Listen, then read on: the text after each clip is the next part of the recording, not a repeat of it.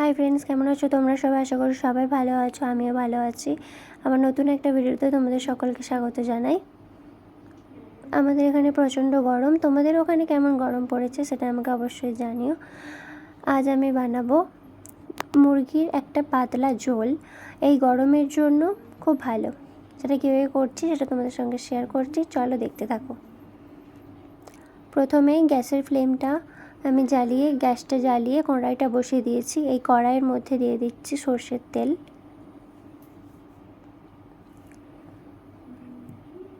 তেলটা ভালোভাবে গরম করে নিচ্ছি।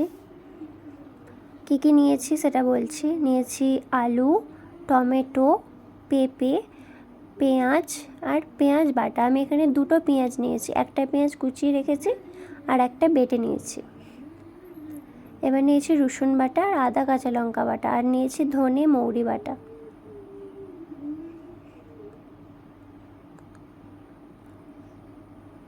আর এখানে নিয়েছি চিকেন। এটাকে ধুয়ে ভালোভাবে জল ঝরিয়ে রেখেছি।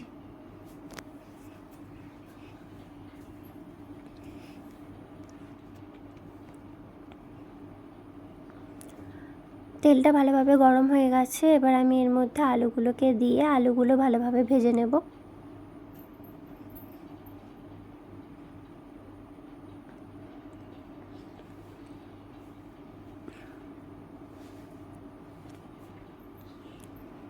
আলুগুলো দিয়ে দিয়েছি।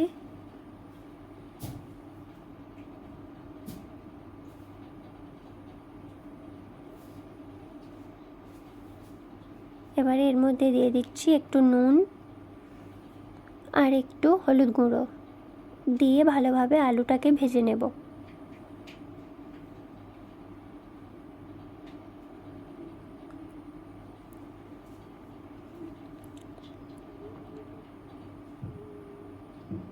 আলুগুলোকে ভালো করে উল্টে পাল্টে আমি ভেজে নিচ্ছি লাল লাল করে।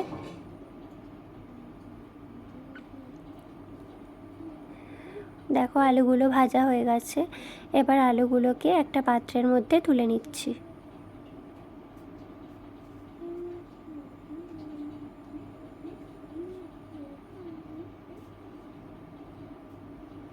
এবার ওই তেলের মধ্যে আমি যে পেঁপেগুলো কেটে রেখেছিলাম সেই পেঁপেগুলো ওর মধ্যে দিয়ে দিলাম।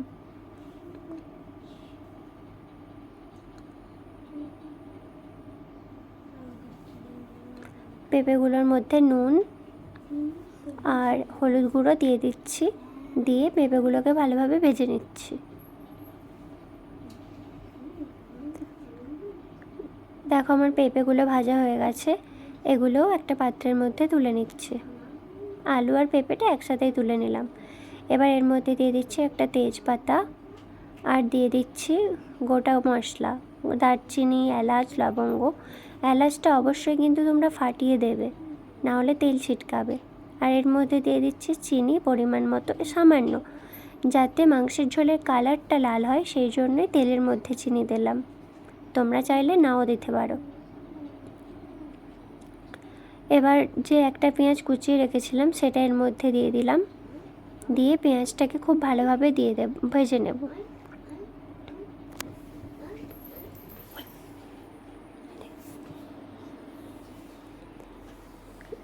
এবার যেই পেঁয়াজটা বেটে রেখেছিলাম সেই পেঁয়াজ বাটাটা এর মধ্যে দিয়ে দিচ্ছি।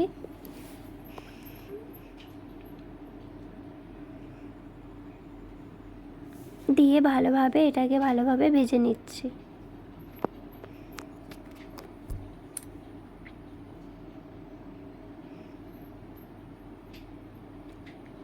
এবার দিয়ে দিচ্ছি রসুন বাটা। আমি এখানে দুটো রসুন নিয়েছি, বেটে রেখেছিলাম। 2 কোয়া রসুন এর মধ্যে দিয়ে দিলাম, দিয়ে ভালোভাবে ভেজে নিচ্ছি। রসুনটা ভাজা হয়ে গেছে। এবার যে আদা কাঁচা লঙ্কাটা বেটে রেখেছিলাম সেটা দিয়ে দিলাম। আমি এর মধ্যে নিয়েছি 4টে কাঁচা লঙ্কা আর 2 টুকরো আদা, দিয়ে এটাকে খুব ভালোভাবে ভেজে নিচ্ছি। অবশ্যই রসুন আর আদা খুব ভালোভাবে ভেজে নেবে, নাহলে এর মধ্যে যে কাঁচা গন্ধটা থাকে সেটা রয়ে যাবে, আর ভালোভাবে ভাজলে কাঁচা গন্ধটা আর থাকবে না।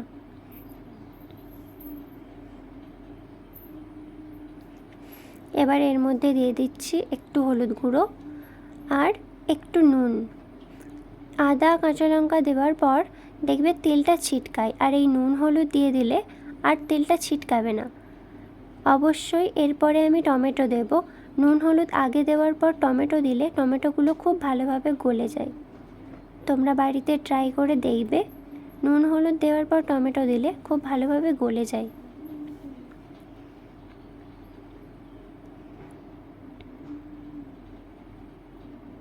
ভালোভাবে আমি এটাকে ভেজে নিচ্ছি।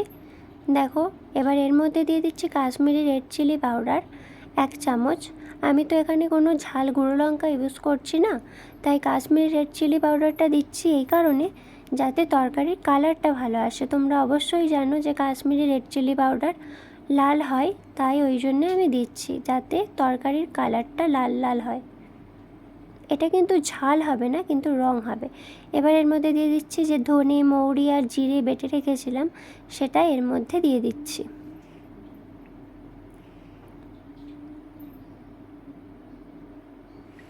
টমেটোগুলো ভালোভাবে খুন্তি দিয়ে চেপে দিচ্ছি যাতে খুব ভালোভাবে গলে যায়।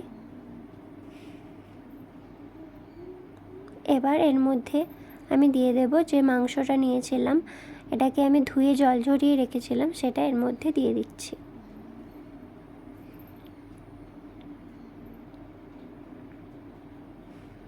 দিয়ে এটাকে খুব ভালোভাবে কষিয়ে নিচ্ছি।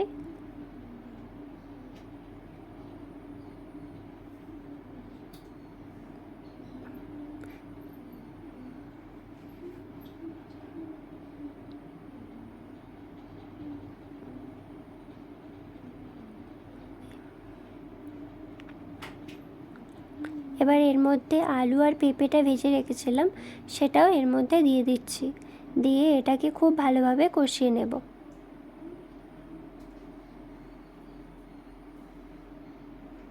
আমার ভিডিওটা তোমাদের সবার কেমন লাগছে তোমরা সবাই ভিডিওটা প্লিজ দেখো। ভিডিওটা ভালো লাগলে সবাই প্লিজ একটা লাইক করো আর সাবস্ক্রাইব করে আমার পাশে থেকো। দেখো আমি এইভাবে করে নিচ্ছি মাংসটা। এর মধ্যে দিয়ে দিচ্ছি নুন, যাতে নুনটা দিলে মাংসের ভেতরে নুনটা ভালোভাবে ঢোকে। তোমরা অবশ্যই চেষ্টা করবে মাংস কষার সময় নুনটা দিতে, যাতে মাংসের মধ্যে নুনটা খুব ভালোভাবে ঢুকে যায়।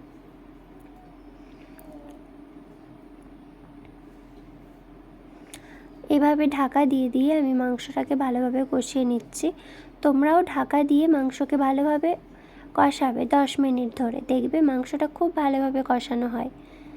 দেখো আমার মাংসটা প্রায় কষানো হয়ে এসেছে, তেল ছেড়ে এসেছে, প্রায় মাংসটা আমার কষানো হয়ে এসেছে।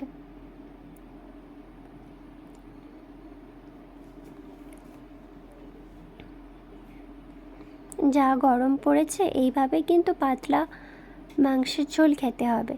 এবার দেখো আমি গরম জল করে রেখেছিলাম বাটিতে, সেই গরম জলটা এর মধ্যে দিচ্ছি। তোমরা অবশ্যই চেষ্টা করবে মাংসের মধ্যে গরম জল দেওয়ার ঠান্ডা জলের বদলে, তাহলে দেখবে মাংসের স্বাদটা বেশ ভালো লাগে।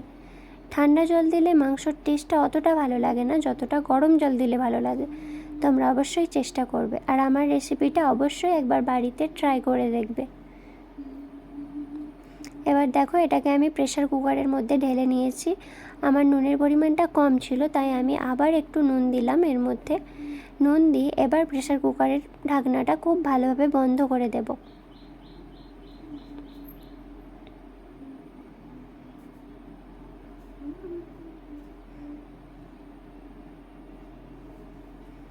ভালোভাবে আমি বন্ধ করে দিচ্ছি প্রেসার কুকারের ঢাকনাটা। এবার এটাকে হতে দেব 10 মিনিট, আর 2টো সিটি দেব। 2টো সিটি হওয়ার পর এটাকে আমি বন্ধ করে নামিয়ে রেখে দেবো কিছুক্ষণ। দেখো আমি 2টো সিটি দিয়ে নামিয়ে রেখেছিলাম, এবার মাংসটা খুলছি। কি সুন্দর গন্ধ বেরিয়েছে মাংসটা থেকে, পাতলা একটা ঝোল। দেখো এবার এটাকে আমি একটা বাটির মধ্যে ঢেলে নিচ্ছি। তোমরা অবশ্যই ভিডিওটা আমার দেখো, অবশ্যই চ্যানেলটা সাবস্ক্রাইব করে আমার পাশে থেকো। পাশে থাকা বেল আইকনটা প্রেস করো যাতে আমার ভিডিও সবার আগে তোমাদের কাছে পৌঁছায়।